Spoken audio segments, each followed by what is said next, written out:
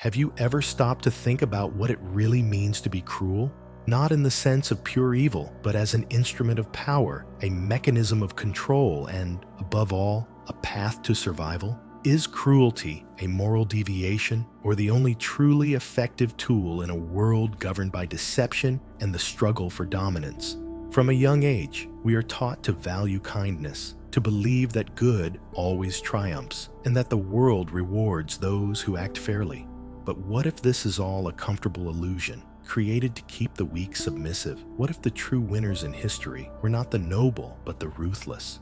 Niccolo Machiavelli had no illusions about the world. For him, morality was a luxury that the powerful could not afford to enjoy.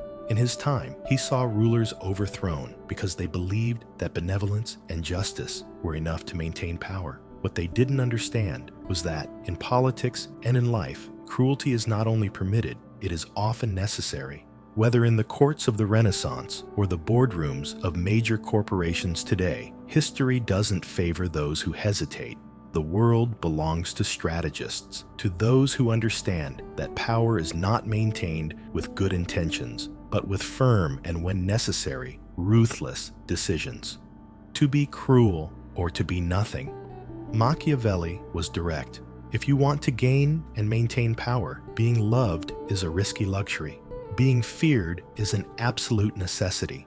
But what does it really mean to be cruel? How has this philosophy shaped history's great leaders? And most importantly, how does it apply to your own life? If you've ever felt like kindness has put you at a disadvantage, if you've ever been exploited for being fair, or if you've ever noticed that the most ruthless always seem to be one step ahead, this video will change the way you view the power game. Now, let's dive into Machiavelli's brutal philosophy and find out why those who refuse cruelty are destined for irrelevance.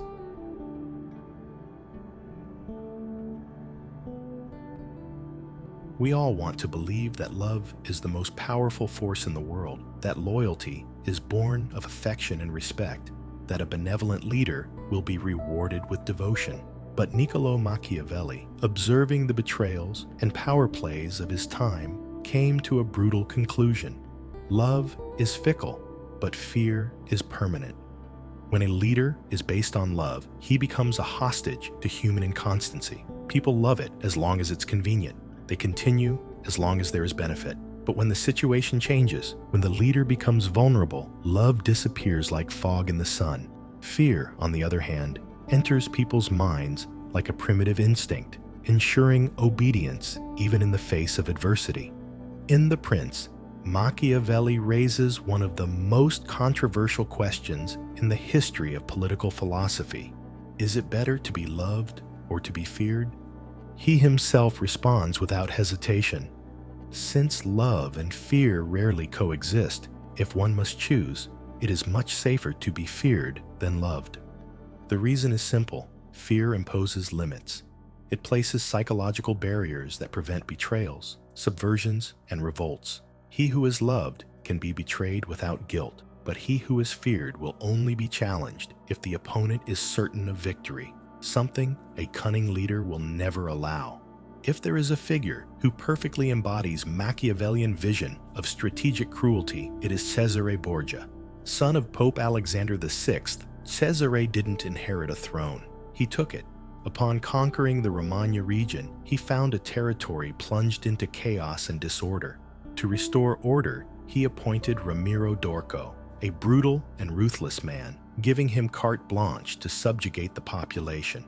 d'Orco fulfilled his duty with extreme rigor, punishing, executing, and crushing any opposition. Fear quickly stabilized the region, but at the same time, it created resentment. Cesare, understanding the psychology of power, knew that the situation needed to be contained before the hatred against his government became unsustainable. Then, in a calculated move, he betrayed his own commander. In the dead of night, he had d'Orco executed and exposed his torn body in a public square. The people, terrified by d'Orco's violence, saw Cesare as a savior. He maintained the fear, but redirected the hate toward a scapegoat. With a single act, he guaranteed the absolute loyalty of the population. Machiavelli was fascinated by this episode. citing Cesare Borgia as a perfect example of how a ruler must balance the strength of the lion and the cunning of the fox.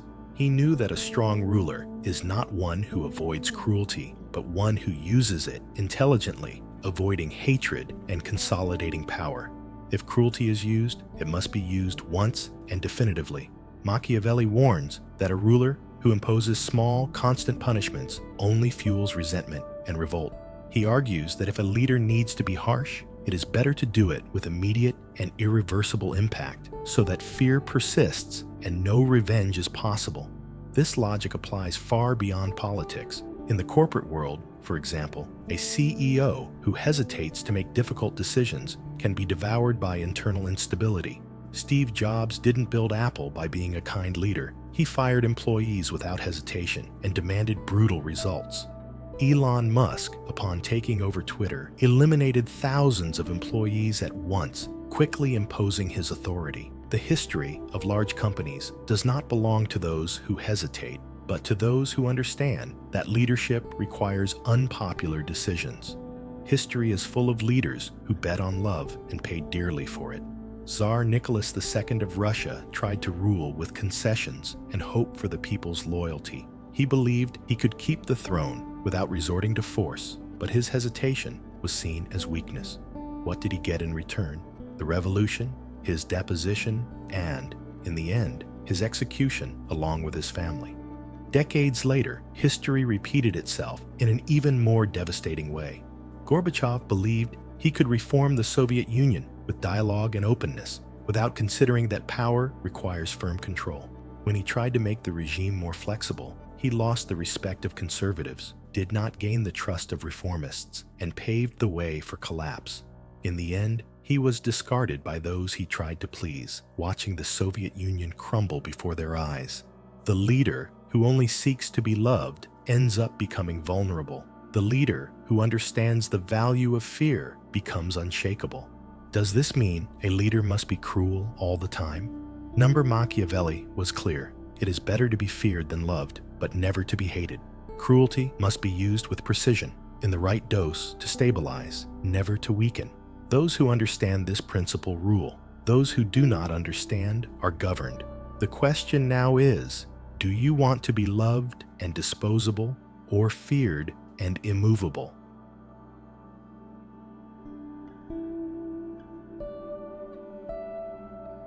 Since we were children, we are indoctrinated to believe that good always wins, that justice is the pillar of a strong society, and that honesty is the best policy.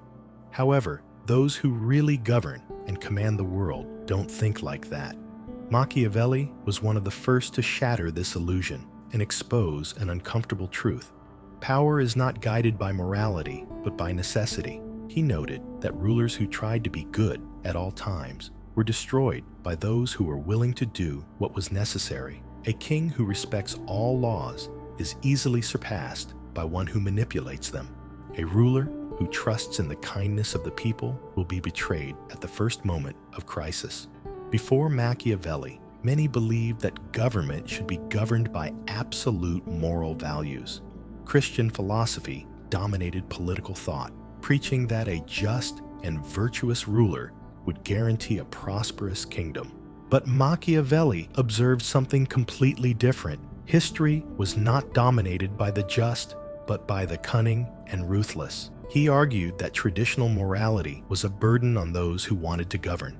The ruler who blindly follows moral principles ends up being a victim of those who do not have these limitations. In The Prince, he wrote, "He who always wants to act good will end up destroyed among so many who are not good."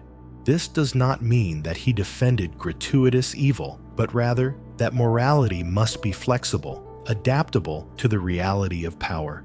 To illustrate this reality, Machiavelli frequently cited Alexander VI, the Pope of the Borgia house. Unlike the traditional image of a just and pious religious leader, Alexander VI was a master of lies and manipulation. He promised alliances that he never fulfilled, corrupted cardinals, and eliminated opponents without hesitation. His ability to deceive and betray made him one of the most powerful popes in history. and Machiavelli did not condemn him for that. On the contrary, he admired him. Alexander VI understood that governing was not an exercise of virtue, but of strategy.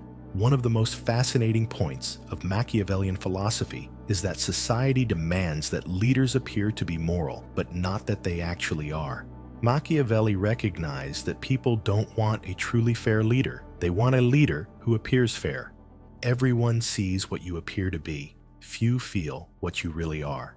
This means that public morality is, in fact, theater. Modern politicians understand this perfectly. They give fiery speeches about justice and equality while, behind the scenes, they make backroom deals and manipulate the truth to maintain power. And the people? The people believe, because what matters is not the truth, but the perception of the truth. Machiavelli teaches that a wise leader does not ignore morality. He uses it as a tool. When morality can be useful in strengthening his position, he should promote it. When morality becomes an obstacle, he must ignore it. The true ruler does not become a slave to rigid principles, but molds them as needed. Rulers who attempted to act with absolute morality, such as Louis XVI of France, were mercilessly destroyed. Those who knew how to manipulate the rules, like Napoleon Bonaparte, became legends. The truth is that politics does not follow the same rules as everyday life. Those who insist on applying strict moral principles in the game of power will inevitably be crushed by those who play without these constraints. Machiavelli invites us to make a choice: be naive and be deceived, or understand the real rules of the game and survive. The question is, do you still believe that morality has a place in power? Or are you ready to see reality?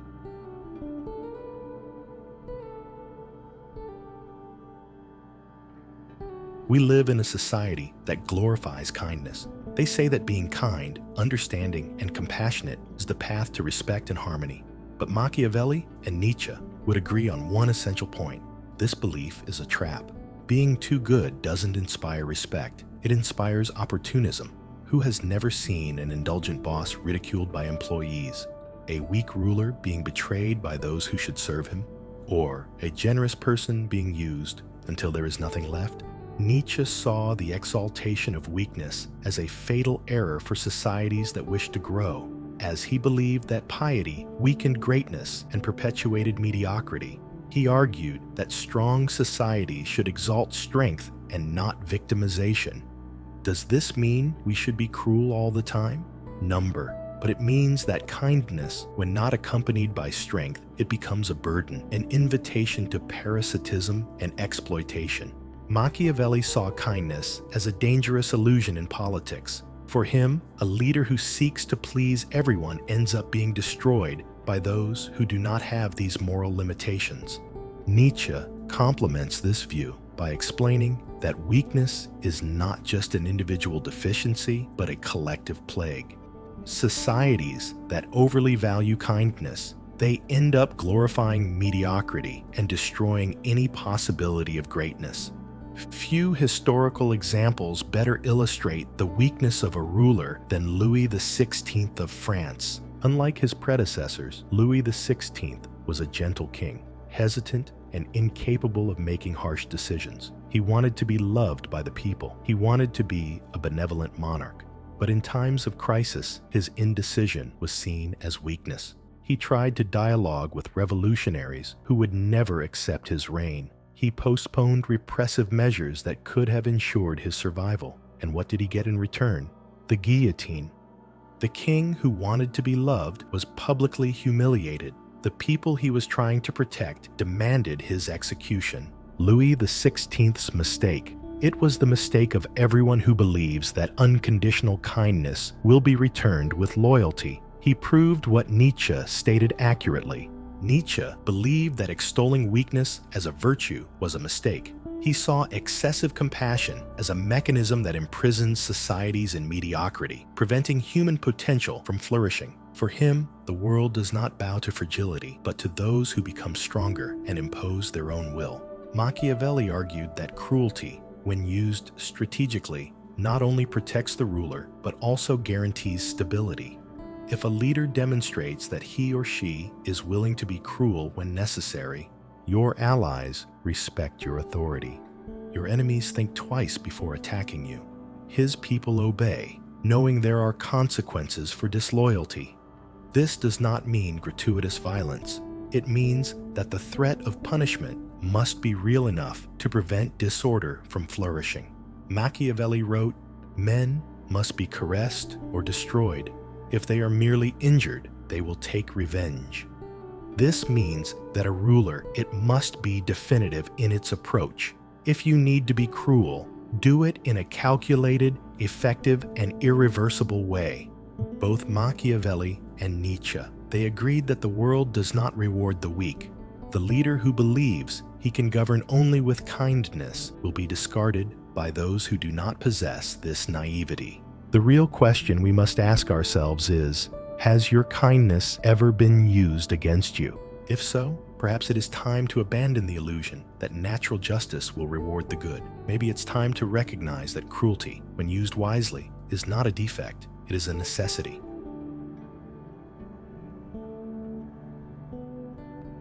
A weak leader does not govern alone. Its weakness spreads like a plague throughout the power structure. A king who hesitates to punish traitors inspires his ministers to conspire against him. A general who does not punish his soldiers creates an undisciplined army, and a nation whose ruler fears cruelty becomes an easy target for its enemies. Machiavelli saw this clearly. For him, the decline of an empire does not happen in a single blow, but in a slow process of complacency, indulgence, and cowardice. Nietzsche also noticed this phenomenon and described it brutally. Everything that is good was once bad. Every sin was once a virtue.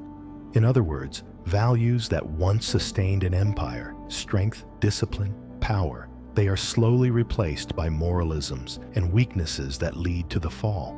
If there is a classic example of an empire destroyed by weak rulers, it is Rome. What began as one of the most brutal and disciplined empires in history ended in decadence and humiliation. At the height of the Roman Empire, rulers such as Julius Caesar and Augustus, they expanded their borders with blood and iron. Military discipline was absolute, and Rome was feared throughout the world. But over time, emperors began to fear unpopularity. The army lost its rigidity, the enemies realized its weakness, and the empire fragmented. In the 5th century, Rome was sacked by barbarian tribes who, centuries before, would never have dared to face the empire. Machiavelli analyzed this decadence and left a clear warning. A prince who does not have an army of his own cannot be safe. This means that a leader who delegates his strength, who relies on unstable alliances, or who avoids making unpopular decisions, he's digging his own grave. A leader's weakness not only undermines his authority, but also weakens its people. Nietzsche warned that societies that extol weakness and excessive compassion, they become unable to react when faced with real challenges. Modern man fears pain. He no longer wants to fight. He just wants comfort, and that is why he will be enslaved. This is a timeless truth. If a ruler encourages passivity, punishes the strong, and rewards the weak, your nation will become a leaderless herd. Machiavelli would probably laugh to see how, in the modern world, weakness was transformed into virtue.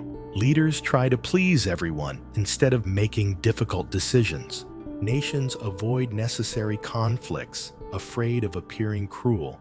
Fear of unpopularity impedes strategic actions, resulting in chaos and decline. The result? The same thing that happened with Rome. Those who are not afraid to use force, whether countries, corporations, or political groups, those who still believe that the world can only be governed with kindness dominate. History shows that weak rulers, they don't just destroy empires, they destroy entire civilizations. Empires do not fall because they are defeated militarily. They fall because, even before the invasion, his spirit was already broken. Machiavelli and Nietzsche leave us with a harsh but necessary lesson. If you don't have the courage to be strong, someone stronger will take your place. When we talk about cruelty, many think of bloodthirsty leaders, of merciless tyrants who abuse terror out of pure sadism. But this is a mistake. Random and irrational cruelty. It does not strengthen a ruler, it destroys him. Machiavelli was very clear about this. A leader cannot be cruel out of instinct or emotion. He must be cruel by necessity and strategy. Insults must be done all at once, so that, less savored, they offend less, and the benefits must be granted little by little, so that they are better utilized. This means that cruelty must be applied surgically, eliminating threats quickly and definitively. It should only be used when the benefit outweighs the cost, avoiding unnecessary hatred. Unpredictability must be controlled, ensuring that fear is sufficient to maintain power without generating revolts. Cesare knew that Dorco's brutality created resentment, so before the people started hating him, he got rid of the commander himself. The people woke up and saw the central square filled with a terrifying spectacle. Ramiro Dorco's body was split in half, with his head separated from his body. What Cesare did was brilliant. He used Dorco's cruelty to restore order. He channeled all the hate towards Dorco. He then eliminated him and presented himself as the people's savior. This is strategic cruelty in its finest form. He not only consolidated his dominance, but still won the support of the population. Machiavelli makes a fundamental distinction. Being feared is necessary, but being hated is dangerous. The ruler must avoid being hated at all costs. Hatred is the path to your downfall. Fear keeps people obedient, but hate creates revolts. A wise leader uses cruelty in a limited and justified way. He always finds someone to blame to absorb the popular anger. It ensures that your public image remains intact. Machiavelli's greatest lesson about manipulation is that a ruler doesn't always need to be cruel. He just needs to appear ruthless.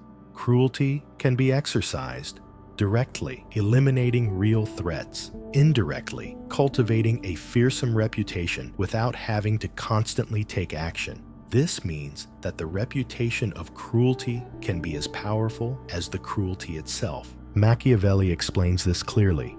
Everyone sees what you appear to be. Few feel what you really are.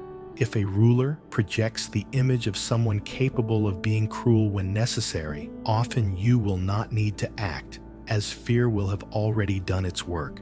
Those who use cruelty without intelligence, they are seen as tyrants and end up destroyed. Those who know how to use it strategically, they are seen as strong leaders and remain in power. Machiavelli and Nietzsche leave us a clear warning. One should not fear cruelty, but rather the weakness that prevents us from exercising it when necessary. You can ignore this truth. You can continue to believe that the world values kindness, justice, and unconditional loyalty. But what history teaches us is something else. Rulers who tried to be loved were betrayed. Generals who hesitated to punish their soldiers were massacred. Executives who trusted too much lost their companies to more strategic competitors. The reality of power has always been brutal, and Machiavelli, he didn't create this game. He just had the courage to describe it. Those who don't know how to be cruel when necessary will always be enslaved by those who do. The truth that few have the courage to face is that if you are not willing to exercise power, someone else will do it in your place, and not necessarily in your favor. Nietzsche, who also despised weakness, stated, "The strong man is the one who imposes his own meaning on life, while the weak man accepts the rules of others." This means you have two choices. Accept the reality of power and learn to use it, knowing that at certain times, cruelty is a necessary instrument. Ignore this reality and remain vulnerable, waiting for the world to play by the rules you wish existed. Those who refuse to accept this truth, those who believe they can go through life by always being fair, always being kind, always hoping that reciprocity will come naturally, these are the first to fall. Machiavelli saw this pattern repeat itself countless times. He knew that the world does not forgive the naive, and that just being good was never enough to maintain power. Men are quicker to forget the death of their father than the loss of their wealth. What does this mean? That people don't care about morality when their own interest is at stake. You may trust in the loyalty of others. You may believe that your kindness will be remembered. But when the critical moment arrives, the weak always sacrifice those who hesitate. The world does not belong to the righteous. It belongs to the strategic. If you don't understand this, it will be just another piece on the board, a piece that can be sacrificed at any moment. The final decision is yours. Learn to use power, calculated cruelty, and ensure your position is unshakable. Or continue believing that the world is fair until the day it is crushed by those who do not have this illusion. Be cruel or be nothing.